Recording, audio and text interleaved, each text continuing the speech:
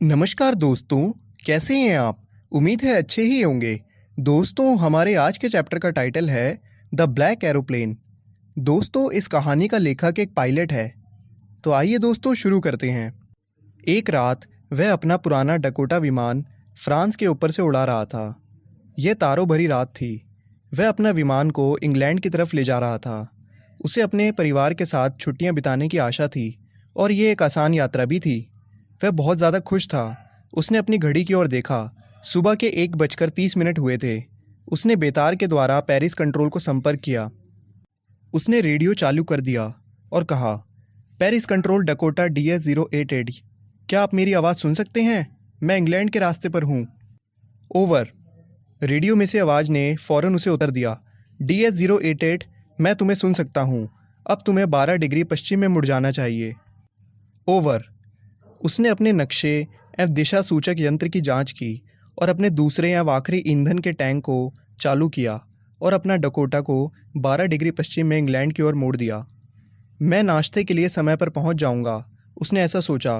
एक बड़ा, अच्छा और अंग्रेजी नाश्ता। हर काम ठीक हो रहा था। यह एक आसान उड़ान थी। जब उसने बादल देखे तो पेरिस तकरीबन 150 किलोमीटर पीछे था। अचानक से लेखक ने अपने सामने बड़े बड़े बादल देखे। ये बादल उसके सामने काले पहाड़ों की तरह दिख रहे थे। वह जानता था कि वह उनके ऊपर से उड़ नहीं सकता था। उसने क्षण भर के लिए सोचा कि वह क्या करे। उसने पेरिस वापस जाने का निर्णय लिया, परंतु वह फिर भी जाना चाहता था। इसीलिए उसने खतरा ले लिया और तूफान में अपने जहाज़ को डाल दिया। अपने विमान के बाहर वह कुछ भी नहीं देख सकता था। हर एक चीज़ काली थी। पुराना विमान कूद रहा था और हवा में इधर उधर हिल रहा था।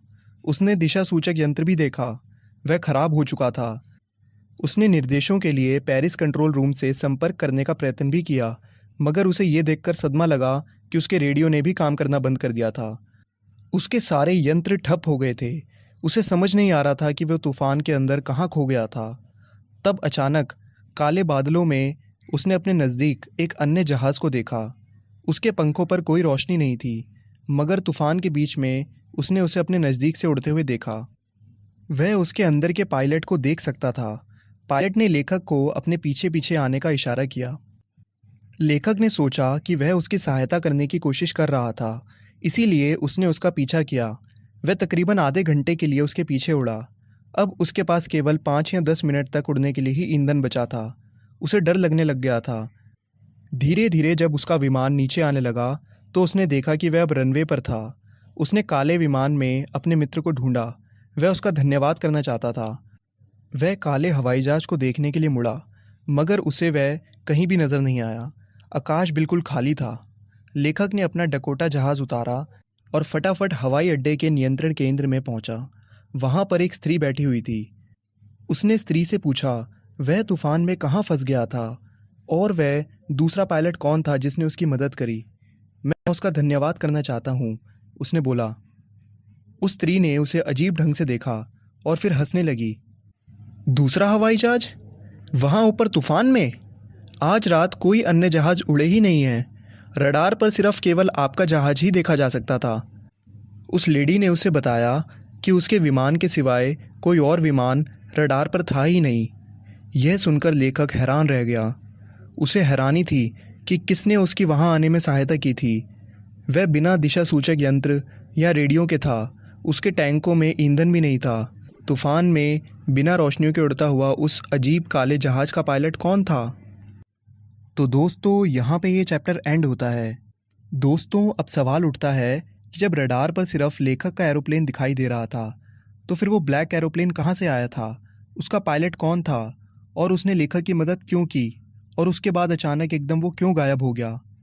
तो दोस्तों, इसका एक्सप्लेनेशन ये है कि ब्लैक एरोप्लेन एक्चुअल में कोई था ही नहीं।